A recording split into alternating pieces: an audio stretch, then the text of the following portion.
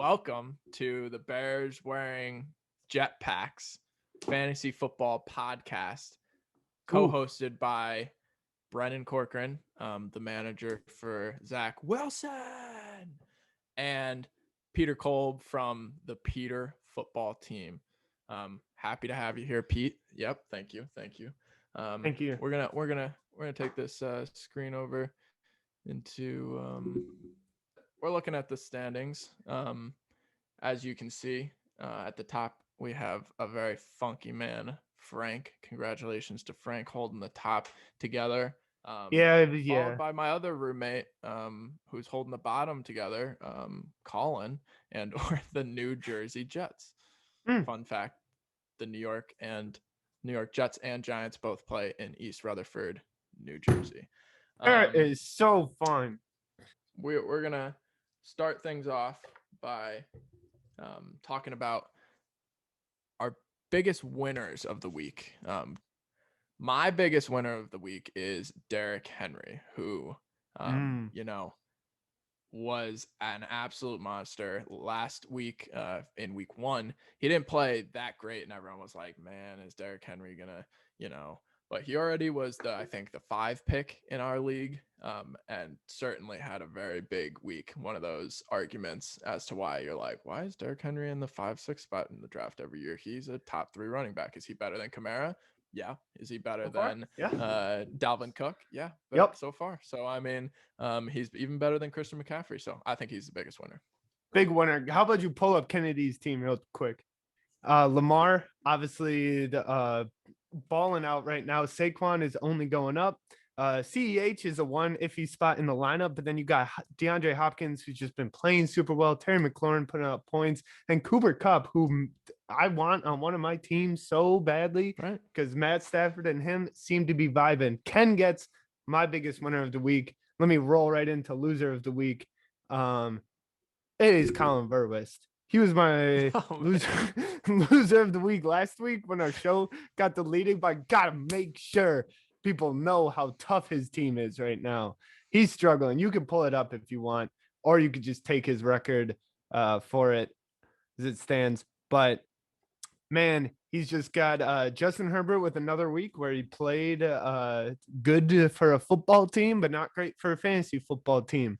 Calvin Ridley still not living anywhere up to that draft value that he had going into the year.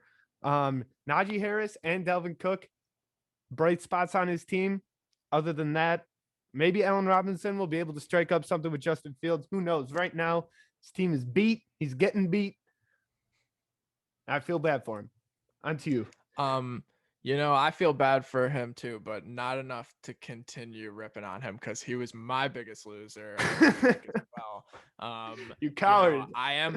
I am playing him this week, and he has clearly tried to anger me. So I don't feel bad continuing that his team. I talked about Calvin Ridley with him before the draft. I think without Julio Jones, he just doesn't have it in him. He doesn't really have another player on the field that anyone's looking towards. So everyone thinks the ball's going to Calvin. And I don't know. I'm not a huge Matt Ryan fan, which is not anything that I'm afraid to tell. But anyways, Colin got Tom Brady, which I'm sure he's going to start over Justin Herbert, although he hasn't moved him in. I was going to say that. You guys start Tommy there. So, but yeah, it's he had the number 2 pick. He chose Dalvin Cook and was ripping on Kennedy for picking Saquon, who has done very well so far after 2 weeks. And Dalvin Cook's done nothing for him. So I wasn't talking about Saquon specifically, but Ken's team, I mean, in general. Okay, gotcha. Yeah, because Dalvin is the 5th running back, and I don't think Saquon has gotten in full loads. But yeah, point stands. Yes. Right. Who's your biggest loser of the week, Brennan? I'm dying to know. Colin. Wait, okay, nice. So take that, right. Colin. Highlighted that one. Tough. And with that, we will move on. We'll continue on.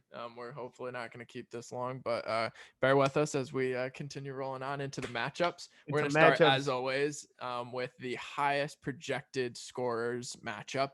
The highest projected team this week is Mr. Bill Ponderosa with 130 7.7 points. Last week, he did score 137 points, 0.22 actually. He has Derrick Henry, who I think is going to be a monster. This matchup is actually the number 1 pick against the number 2 pick. And right now, the number 2 pick team is projected 7 more points this week. So I think that's pretty interesting. I'm not super confident on Aaron Rodgers. Are you, as a Packers fan, thinking that he's playing to the same level that he was last year? Don't know. Not yet. Probably not, but it could happen any moment. Yeah, and Christian McCaffrey could start playing and scoring touchdowns. Then that would be helpful for Mr. Garnica. But yeah, Adam Thielen's been someone who's impressed me a lot, and also David Montgomery, 2 people who last year, were in the running for their name was definitely known in fantasy, but right now they are leading the pack in both of their categories.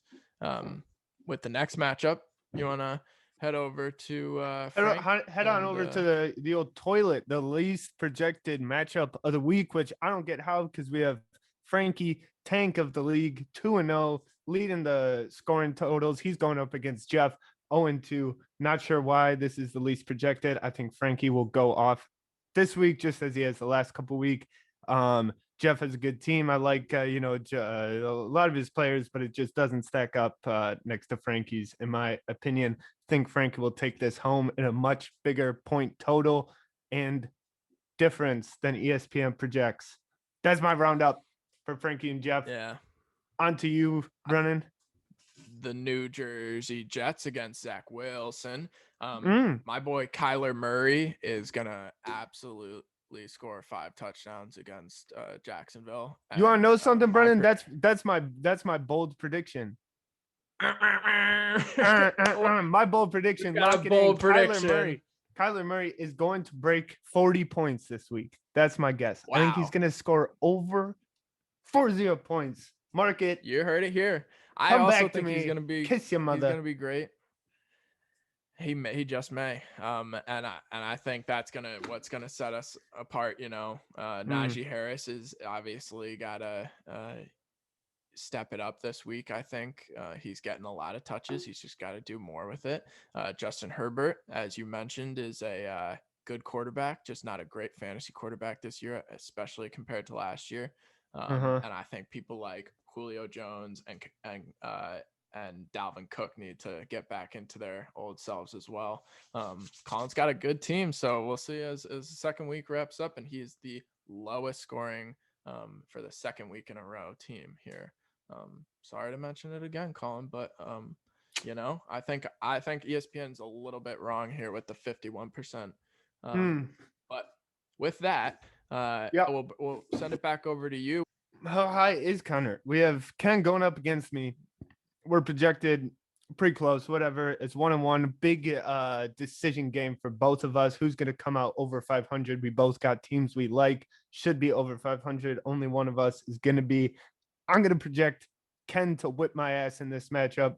Got a big question mark with Amari Cooper, my star receiver so far. He's questionable. Joe Mixon has not been getting the fantasy points need to. And Dak Prescott with a big egg of a week last week. Worried about that. Not only, but to add on, Tay and Keenan Allen have not been lighting it up like they should be for how good of receivers they are. So my team is a little bit on the rocks. Ken's team's looking freaking fantastic. I think he's going to take it to me.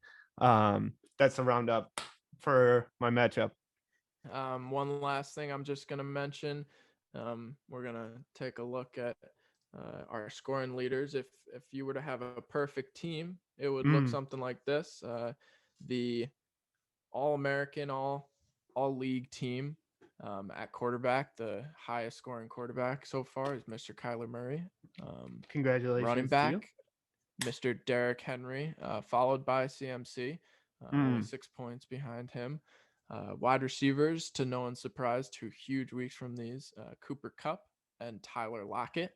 Damn. And at tight end, although Darren Waller has been getting a ton of receptions, Travis Kelce still being Travis Kelce.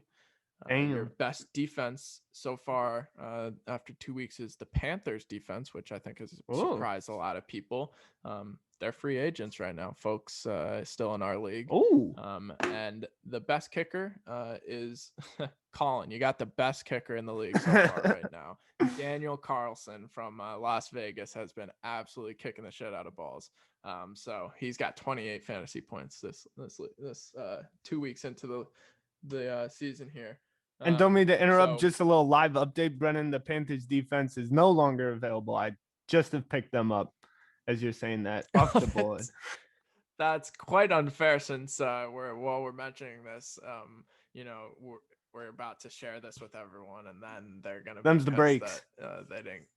That's the I guess that's the edge that Peter gets co-hosting this podcast here. We're actually gonna try and have anyone who wants to join the podcast week to week. I think next week we have Mr. Colin Verus joining us on the podcast for a little bit. So yeah, we're gonna look for what weeks you want to come on the podcast and join Pete and I. We'll take calls. Mm-hmm. At the end of these podcasts, Peter and I are gonna try and share some bets that we are gonna share with all of our degenerate bettors out there to try and win all of us some money.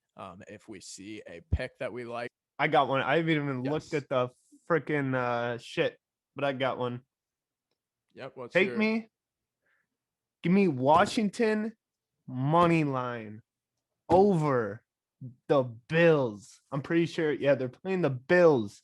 There's a hot take for you, Ron Rivera. You should be ashamed of yourself for starting Ryan Fitzpatrick over Taylor Heineke. This season makes no freaking sense. They're trying to cancel him because he's got Trump tweets.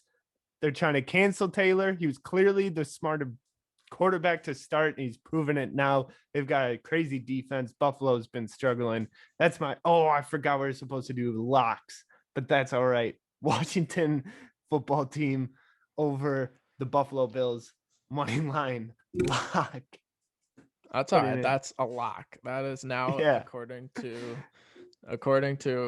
Peter. It is a lock. I'll take the Washington spread. I'll take the spread. Whatever it is, I'll back off. I won't go money line, but I'll take the spread. All right. He likes Washington. They got some good juju. Is it maybe because they have the similar logo to the Peter football team? I never noticed. It's a conspiracy that we can bring over to another channel. My lock of the week is the Chiefs spread. I think the scariest thing other than the Chiefs are the Chiefs after they lose.